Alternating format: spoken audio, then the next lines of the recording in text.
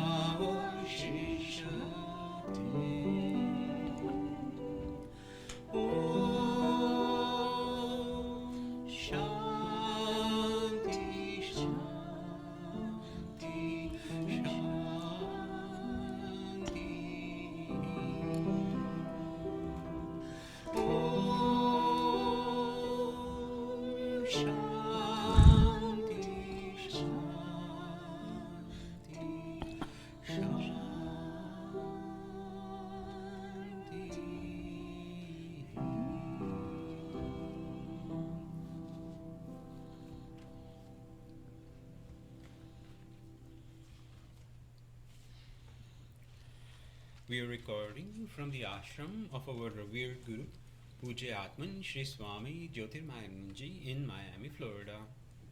Today is November 13, 2018, Tuesday evening, and tonight Swamiji will be lecturing on the Yoga Vasistha. This is series 2018, class number 88. And now Pujya Atman Sri Swami Jyotirmayananda.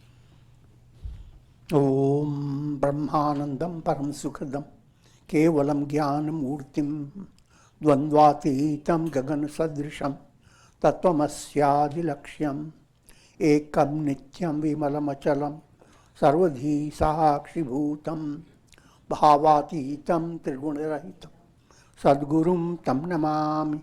Om. Adorations to Sadguru, who is Brahman, the giver of supreme bliss, embodiment of pure consciousness, one without a second, vast as the ether, infinite, eternal, beyond the three gunas and their modifications, the supreme preceptor. Yoga Vasistha in Utpatti Prakarana, section 115.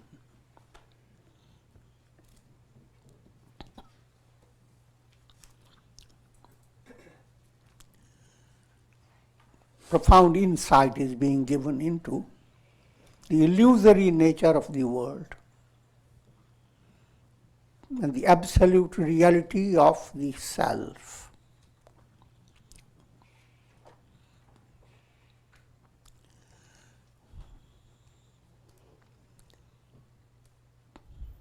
With a countenance lit up with a smile, Sri Rama asked, "O sage, it is a great wonder that this non-existent ignorance has materialized itself in the form of the three worlds, physical, astral, and causal. Please explain to me the art of crossing the stream of illusion."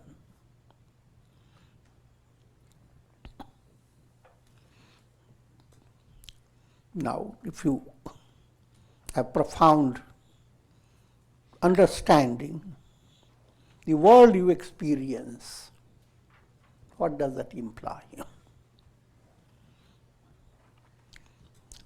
For easier understanding, think of your dream world.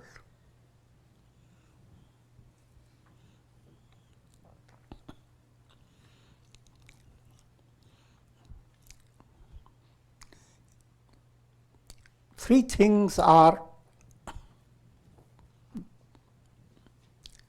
false: the dream subject, the dream world, and dream experience.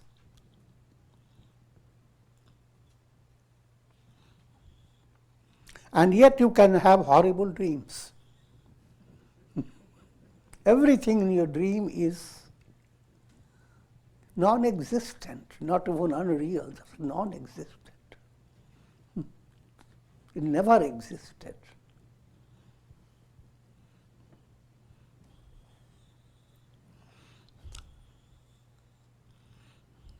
If that type of insight were to develop in your mind, and you begin to compare how things in your dream seem so real, and then your dream changes, and situations change. You face adversity, prosperity, frustration, fulfillment, all types of things in your dream. And when you wake up, you forget about all that experience. In the waking world, you have the same similitude of the dream experience. You don't know who you are.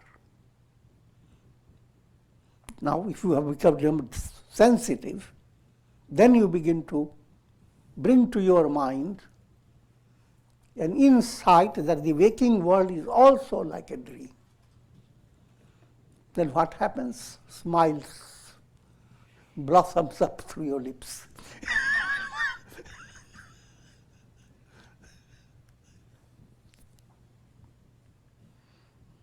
But this is a smile at the level of intellectual grasp. You have to go many miles.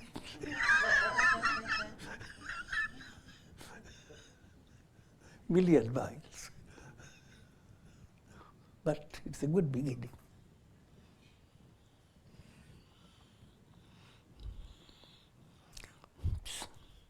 So deep down, develop that type of simple understanding that the reality is not in the realm of your senses. All that you experience, firstly, how do you experience? Mind is the cause. How does the mind operate in your personality? Your personality, don't get too horrified, is like Shiva with Kailasha mountain, all Bhutganas. which means skeletons.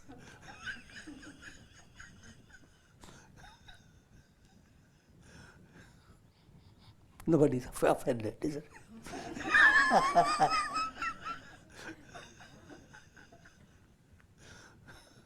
That's the personality. In this body with bones and muscles and fat and blood and all that, there is much more tender aspect of your body, brain, put into a coconut shell.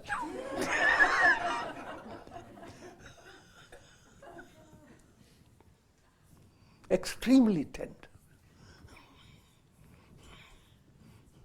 And that's your iPad. The I am in you, using that brain. So the entirety of the I am cannot express through that brain. The brain brings only extremely limited of, again limited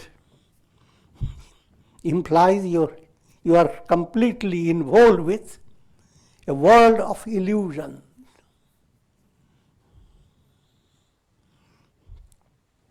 So if you are following that point, all your experiences you are happy, because the brain centers have allowed you some strange names are there for happiness. Unhappy because certain things are lacking. I'm giving you more in a humorous way. In other words, all you are experiencing in the physical plane, which means practical reality.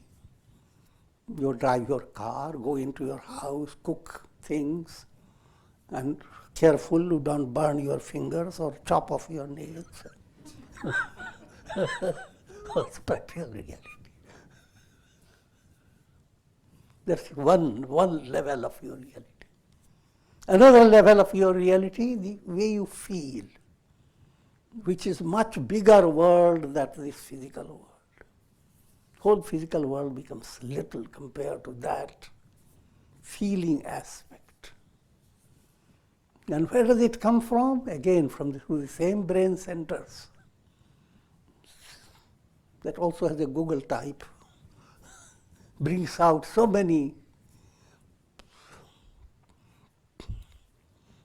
spectacles that allow your feeling to operate in so many ways. And of course, you are day by day, you are aware of it. All your problems, 99% of your problems are in your feelings.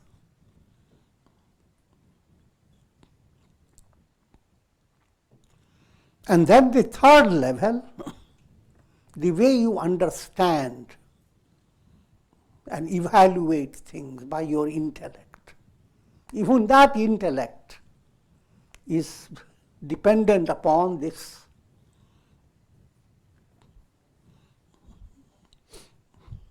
iPad.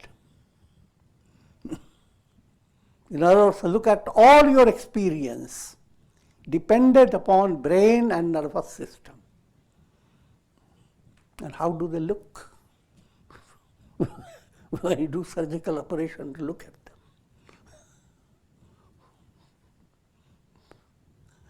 Don't go into too much detail. The idea is that all human experiences are not the reality.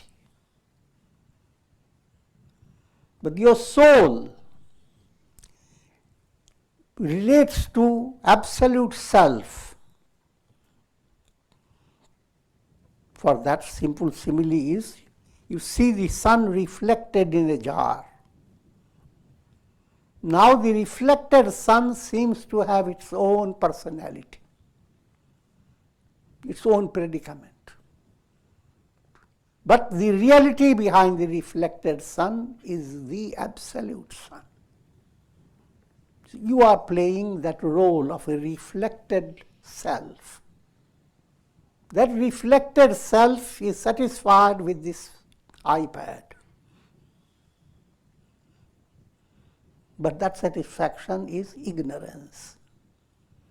It cannot have any fulfillment, no matter how many birth and death may come out. Fulfillment will come if that insight were to develop that all the three planes you are experiencing, the practical reality, the world of your feeling, the world of your theoretical concepts, all that put together does not equal who you are. The I am in you is completely beyond that.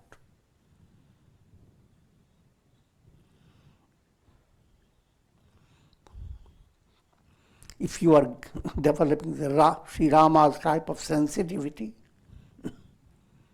and you have this whole visualization, this is the world. How vast. But then turn your attention to your nervous system. And then smile. This little thing has captured, has brought you into such a state of delusion, given you torment after torment, also given you dreams of great happiness. That little thing.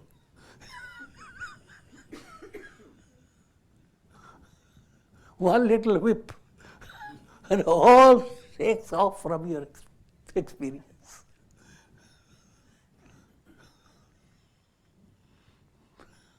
Then who am I? Who are you? With that sensitivity, look at this whole project with a smile, not with a terror. The whole world is illusion. It's not a pathetic news.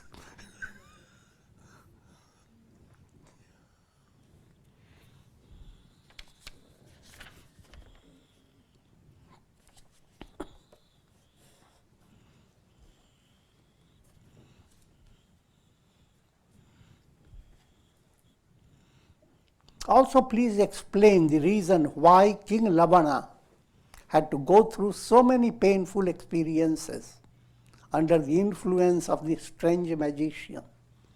Who was that magician in reality, etc. That question relates to the big story I told you. But I'm not going into the storyline. The purpose of this story for you to understand. The world is illusory because King Lavana was just on his throne and a magician waves his magic wand. He just stays quiet. Within an hour or so, he comes back telling a big story that covers years and years of problem.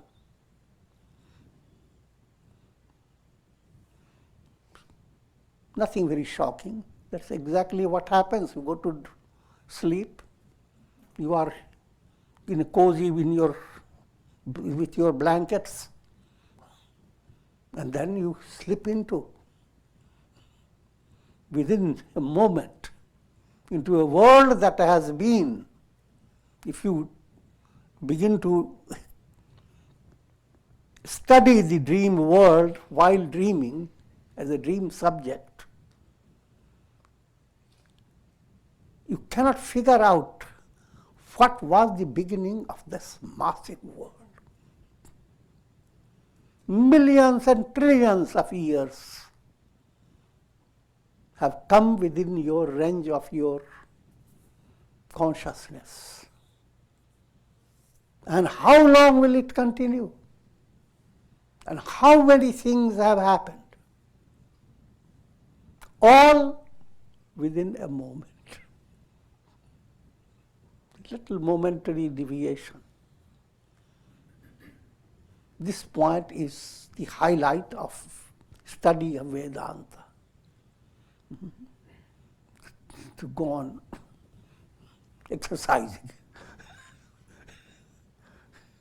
your spiritual muscles to come to the grip of that state.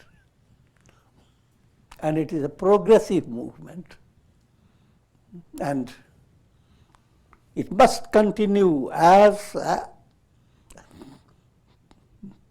long as you live, never to stop.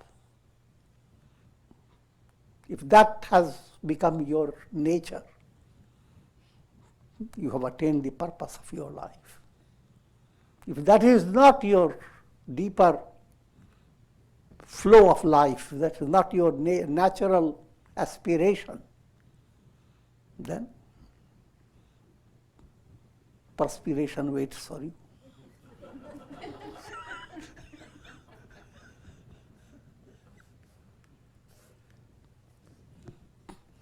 Go after perishable world, and nothing can you gain but perspiration.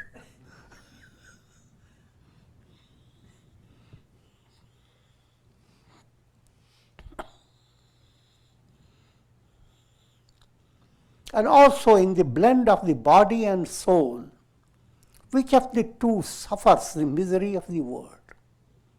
And which of the two is the enjoyer of the fruits of karmas? Another point to understand, that you are always a blend of spirit and matter. Matter is your body. Hands can touch so many things, but hands don't know it. Put the spoon into the soup, spoon doesn't know it, what the taste the soup has, until it comes to your tongue. So, matter aspect is not the basis of your experience. Matter simply provides instrumental aspect. In other words, you see, you experience through your senses. But senses are not the ones that really experience things. The mind is behind your senses. And you experience through your mind, but again, mind is not the ultimate. Intellect is behind your mind. And if you go through that, behind intellect is pure consciousness. Consciousness, absolute, is the absolute reality. All your experiences, again allegorically described, they are reflections in that consciousness. Or consider consciousness as a screen in a cinema show. All your experiences in the three planes, in the plane of understanding, in the plane of feeling, in the plane of your practical reality, all are in the realm of projections, the show being projected on the screen. So, your reality is nowhere in the projected world. Your reality is the reality transcending the projections. Projections do not create any reality. Screen remains always the reality.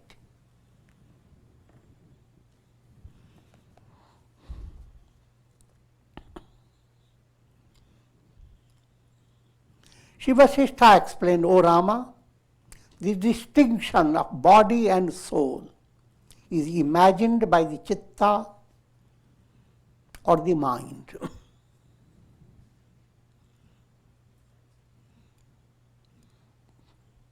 All your study and understanding, as well as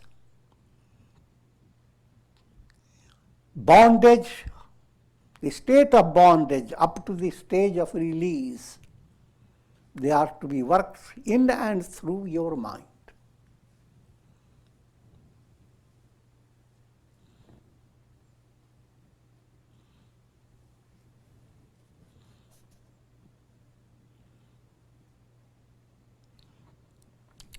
It is not the body but the soul that experiences the fruits of karmas. Body may get injured. Body doesn't know it, doesn't care for it. But the soul within you, being identified with the body, continues to experience it. The subtle point is known by the doctors. Therefore, even in most painful conditions, you are rendered unconscious by little injections. And then they go on working with your body without your permission. I'm joking. And you don't know what is happening. Surgery is over, then you ask. You ask about it. So what I'm implying, the body can be so distant. Actually, it is always distant. But the magic of karma that allows you to constantly view the body as you.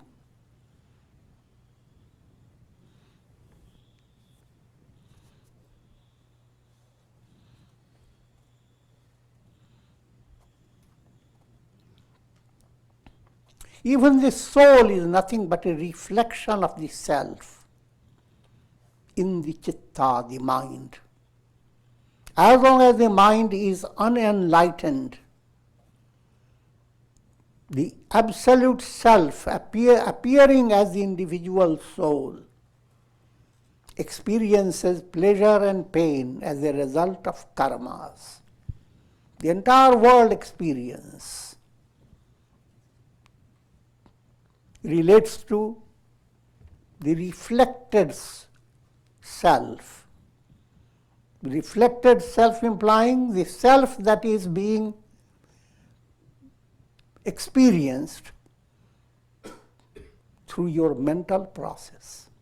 The mind creates its own understanding of who am I. The I am being interpreted by your mind.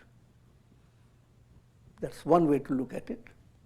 Simpler way, sun that is being interpreted by a little water in a jar. Reflected sun.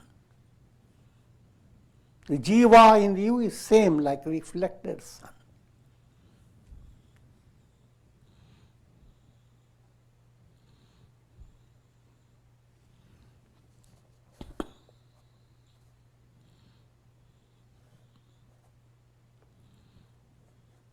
As long as the mind is overpowered by ignorance, so long one continues to dream of various conditions in the night of the world process.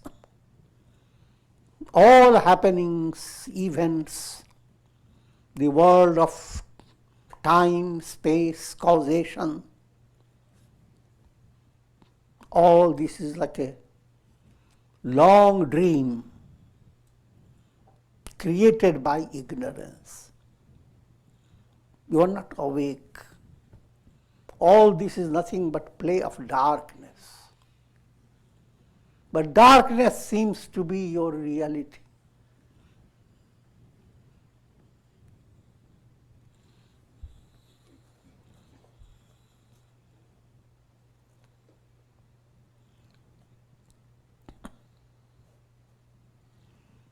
But when the mind is illumined by knowledge, it brings awakening for the soul.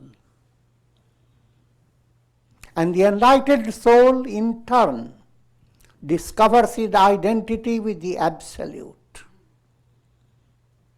The soul then realizes that it is ever free from all karmas and their fructifications. Follow the illustration of the reflected sun in a jar. Mentally imagine the reflected sun has its own identity.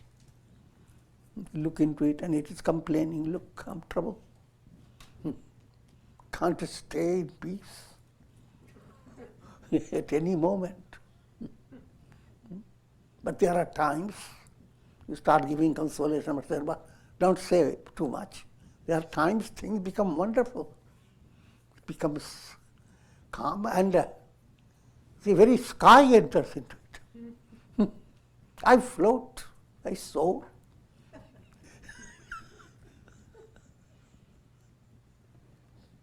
Then you ask, make up your mind. Are you in misery? There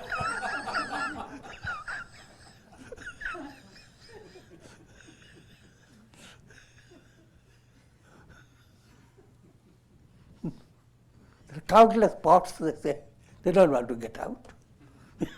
But there are some of the spots they're more sensitive. They're talking of the aspirants. They want to understand the real I am. And gradually insight is given.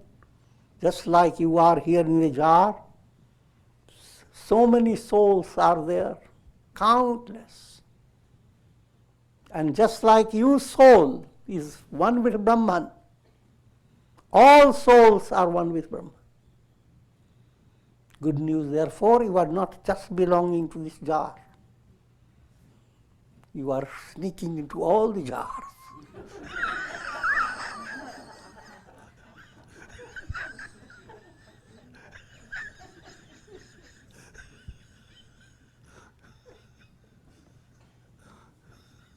You don't just belong to one family.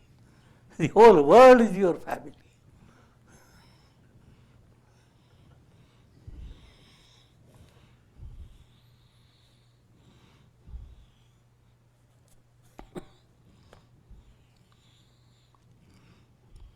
Just as the owner of a house performs various deeds while the house itself does nothing, in the same way the soul performs all karmas while the body remains like an inert possession.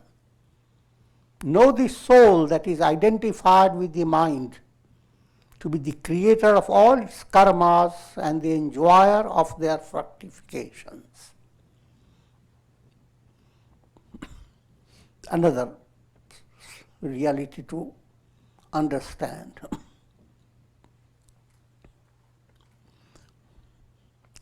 Soul, individual soul, handles your body like a person entering a house. That's the relationship. Your house becomes like a residence. And soul becomes the owner of the residence.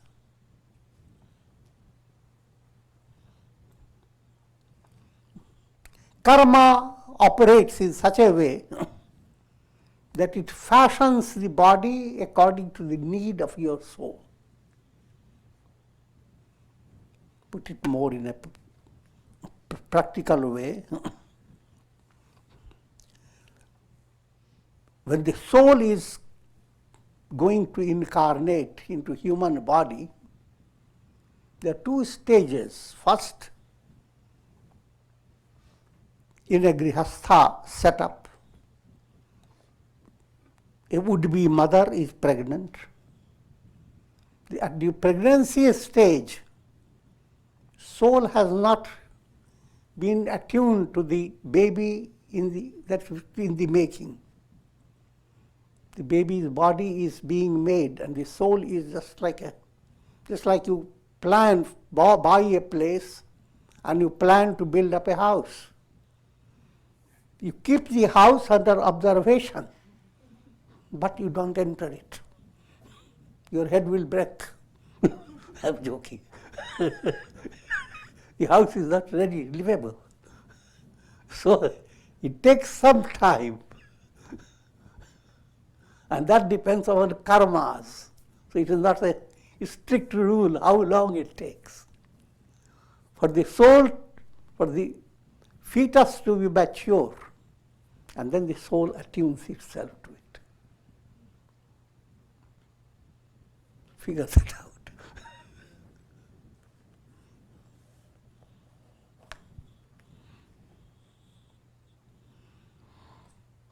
Now, O Rama, I will explain the cause of King Lavana's misery during this magic spell. I will simply simplify this whole thing, because storyline is just meant to give you simple points, not just to stay with the story. What he is bringing out, that King Lavana once practiced Rajasuya Yajna. Rajasuya Yajna is a type of a yajna that is practiced for attaining heavenly virtue, a virtue that will lead you into heavenly enjoyment. And whoever practices it, in a storyline, king of the heavenly world, Indra, becomes jealous. And he puts the person to test. But that again is story type of description. The reality is, whoever begins to practice virtuous qualities, two things open for the person. You can enjoy an astral condition of immense pleasure, or you can turn towards attaining liberation. Going to heaven is called bhoga. You are going towards with the mind to have more and more enjoyment based on your good karma.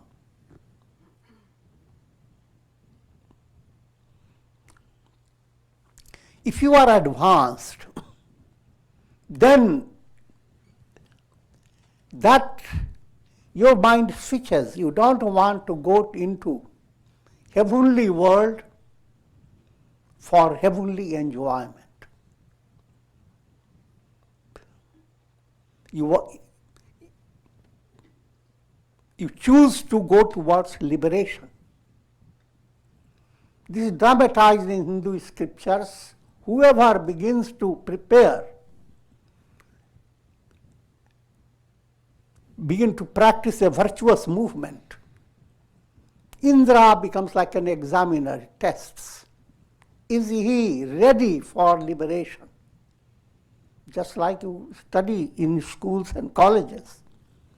And the same teacher who has given you all that comfort, etc., there comes a time he watches over you, gives you examination papers. And he can let you pass, or he can let you just stay without success, depending upon your ability. Indra plays the same role. In brief, the story is, king had prepared himself not for heavenly enjoyment. Therefore, it became the cosmic task to bring to the king an insight into the illusory nature of the world. And therefore, he had been given in a very short time a whole experience that now he didn't have to study Vedanta. It was a practical experience that the world that he experienced was not real at all. And the same way it applies to the world you experience day by day.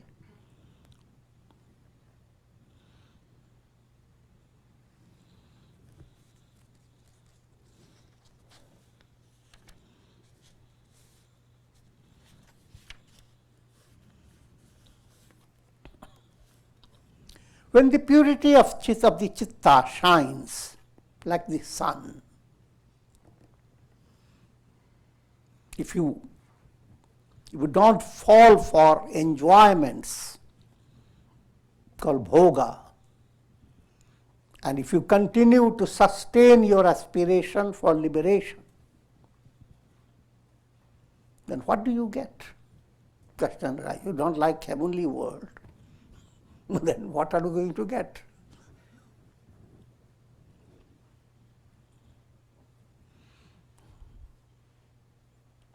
When the purity of the citta shines like the sun, there is nothing in the world unaccomplished. What you get is a type of fulfillment which cannot be described. Two Sanskrit words, aptakama. All desires are fulfilled. As long as you are in a state of bondage, not enlightened, each time you fulfill one desire, 10 desires arise out of it. It's very productive.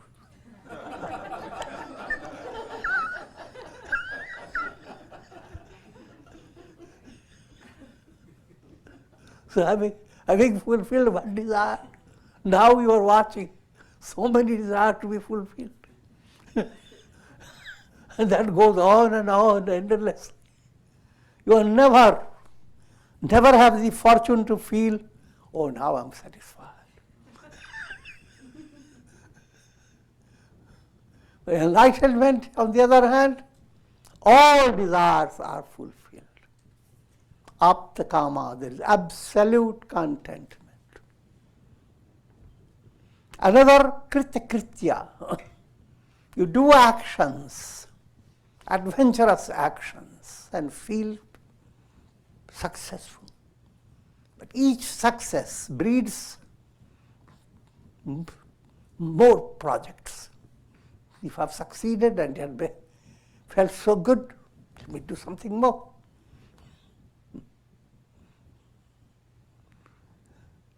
And it goes on leading you to the state, I have so many wonderful things to do. And look, I'm retiring.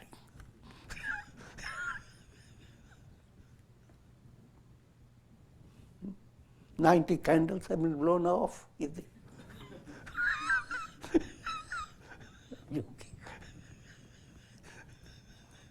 So, you did so many things in life, but you don't have such fulfillment. I have done so much, nothing. There's so much to do, and you are just. So, that state of kritikritya, I have done all that is to be done. That is enlightenment. If you're not enlightened, then there is constantly going after desires.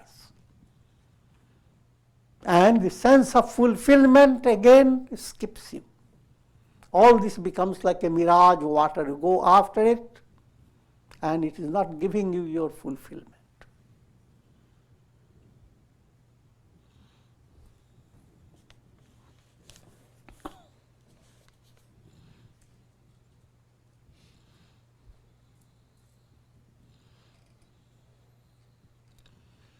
So when the purity of the citta shines like the sun, there is nothing in this world unaccomplished.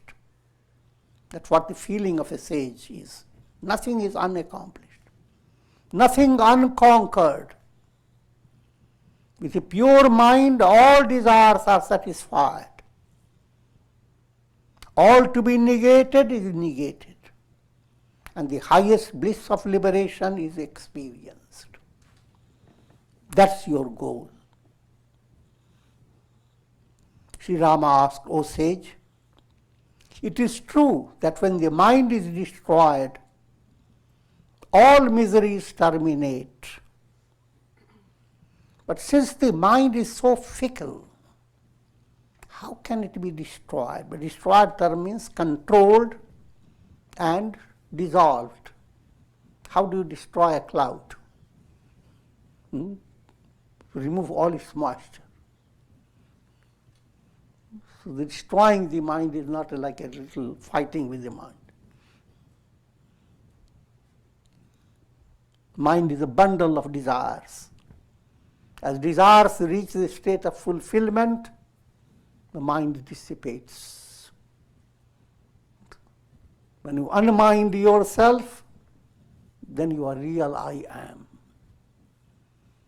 But with the mind, you are the big iPad.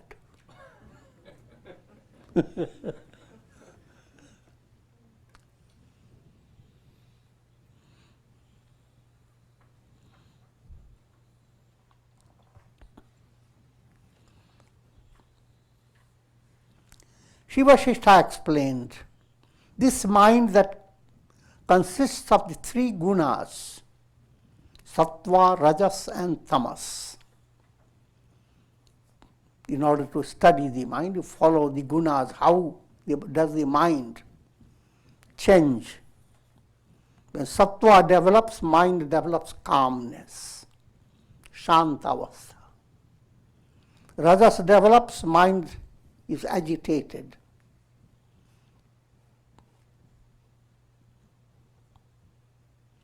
And when tamas develops, mind becomes like creates obscurity. Most dull-wit state develops when mind is overpowered by tamas. Manda buddhi, dull-wit mind.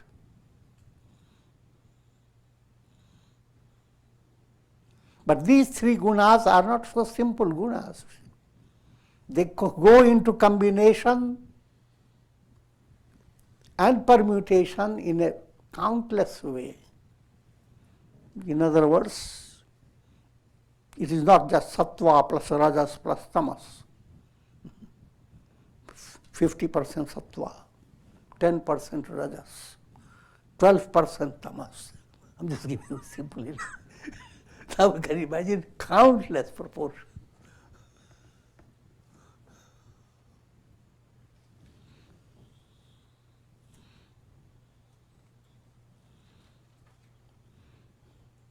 The same situation, if tamas is dominating your mind, you face the situation in a totally different way. Everything will be seen in a negative way if tamas is dominating your mind.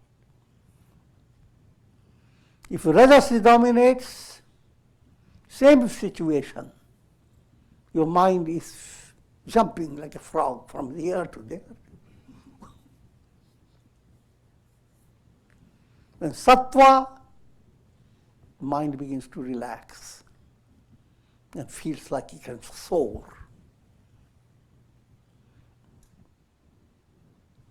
And these three go on blending in such a way that in your relationships, in all your actions, the gunas create so many variations of your experience. Led by sattva, you can deal with even inimical people in a peaceful way. Led by tamas, even with good people, you will act in a blunt manner, and so forth.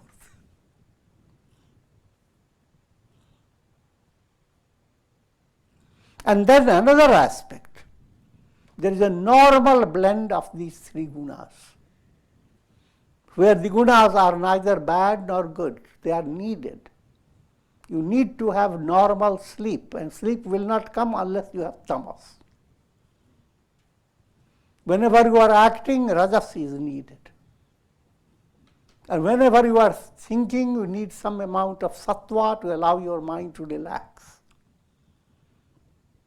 So these three gunas, they are normal ingredients of your nature. But when they become abnormal ingredients, they get into so many combinations. The reality, however, is beyond the three gunas. The soul doesn't need to depend upon the gunas for its different experiences. The soul is all absolute consciousness. The sun does not depend upon its rainbows and reflections for being enriched. The sun is the source behind all.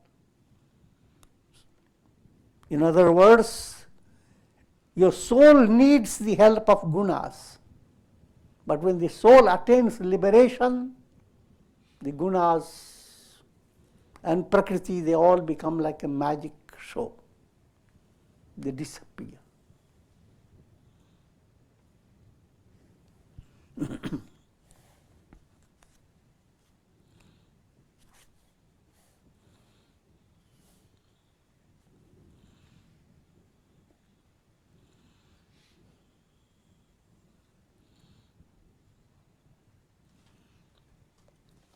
These three gunas arise out of Brahman and dissolve in Brahman. Let me remind you of Brahman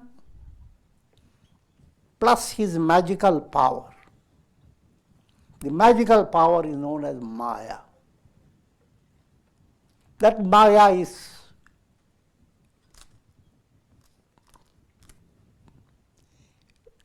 also termed as Prakriti. Brahman and Prakriti. Prakriti is the magical power of Brahman.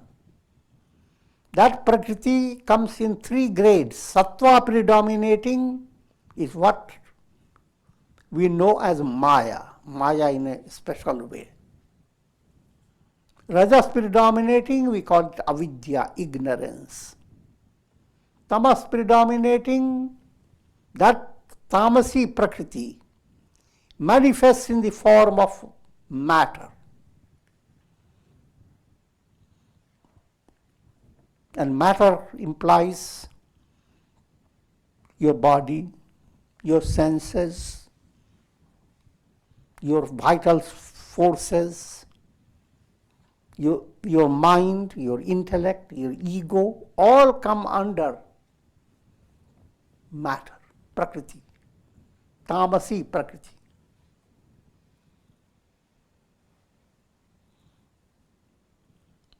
Soul needs these modifications of matter for its evolution. So when the soul has entered your personality, the soul is dealing with the intellect, the ego, the chitta, the senses, the vital forces, your body, your bones, your nails, your teeth.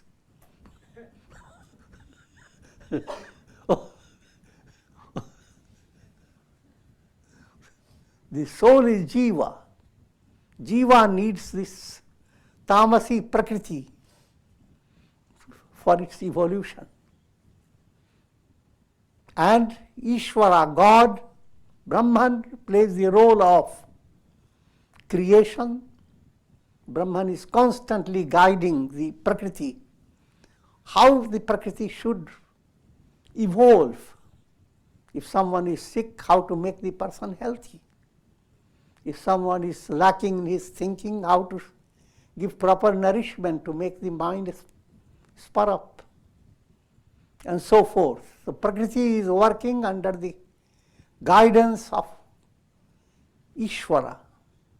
So Brahma is working in one way, creating all the creative movement. Vishnu sustains it.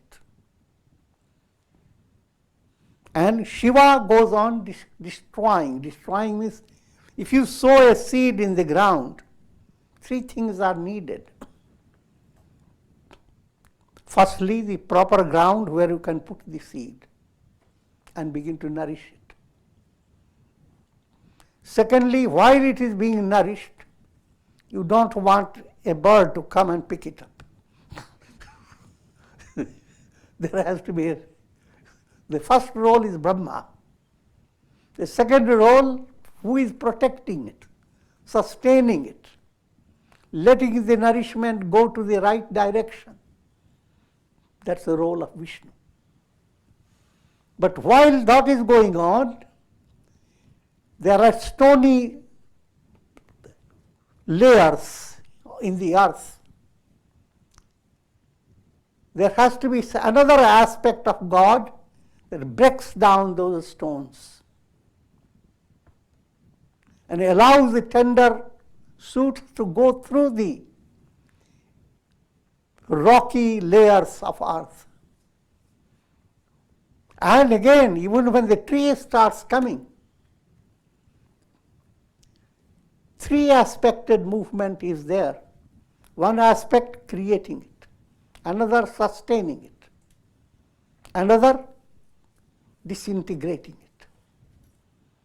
They are still in your own body, it's working constantly. There are thousands of cells being thrown out. Not that there are thousands. Your body is constantly in the stream.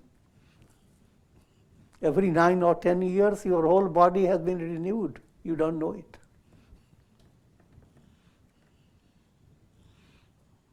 So all the three aspects are operating. Aspect that is breaking down, aspect that is protecting, sustaining, aspect that is creating. This is called Brahma, Vishnu and Shiva.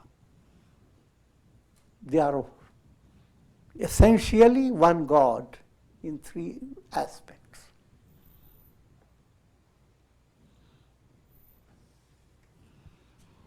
So all this Prakriti movement is Maya, is kind of an illusion, like a dream. And not a simple dream, it's a dream within a dream. And within a dream, you go on saying that. The illustration is given of, in a simple way, a dog enters into a barber's shop, full-time barber, that had so many mirrors, parallel mirrors, mirror here, parallel, facing each other. And the dog comes in between these two parallel mirrors and looks. There is a dog there, growls. But while he is growling, he sees, being the parallel mirror, there is a mirror reflecting in the mirror. It creates countless reflections. And dog who was only one, now one dog was agitating it. And now it begins to realize there are countless dogs.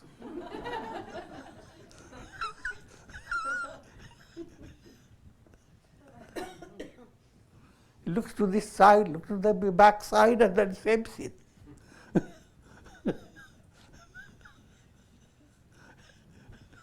That's the predicament of every soul.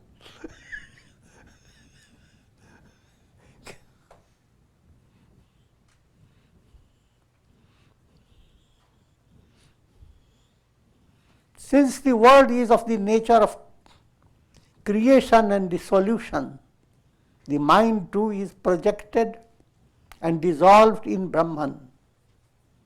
This mind is not an unchanging reality. Your mind is not the absolute reality, but a continuous fluctuation of illusion.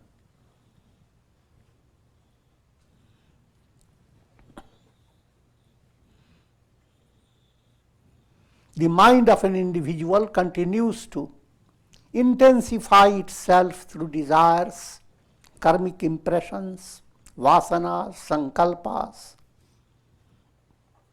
By the practice of enquiry and meditation, this mind is brought under control and is effaced from one's consciousness.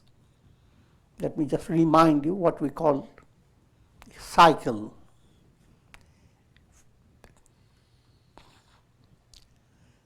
Beginning with impressions in your unconscious, called samskaras. They are the seeds. Out samskaras, there are vasanas. Vasanas are sprouted seeds. All the samskaras don't operate at once. Some samskaras come, just like the seeds stay in the earth. All of them don't come out. Some seeds match up to a proper condition for their sprouting. So the sprouted seeds are called vasanas. The vasanas stay in your subconscious. And from subconscious, your conscious mind begins to receive vasanas in the form of thought waves, little gentle thoughts, like a soft whisper. Now, depending upon your level, your ego within you, it chooses whether that vasana that has started whispering is good one. If your ego says it is, The ego will give big attention to that thought wave and help it, pat it. And vasana then becomes, the vritti becomes a desire. Once it is coming as a desire, you could have controlled your vritti easily, but desire level requires much more effort. But if you are still permits the desire, it goes into trishna. Trishna becomes craving. It becomes your identity. You cannot live without it. You are part of it. And trishna leads you to karmas. Karmas, good and bad, virtue and vice. And karmas bring about the result of karmas, pleasure and pain. And the result of karmas, they are the experiences of pleasure and pain, and all your experiences cast their seeds in your subtle, in your unconscious samskaras. So it has gone into a cycle. Samskara brings vasana, vasana brings vritti, vritti brings desire, desire becomes craving, craving brings good and bad karmas. Those karmas result in pleasure and pain, and these experiences go into impressions. So you are whirling in this whirlpool.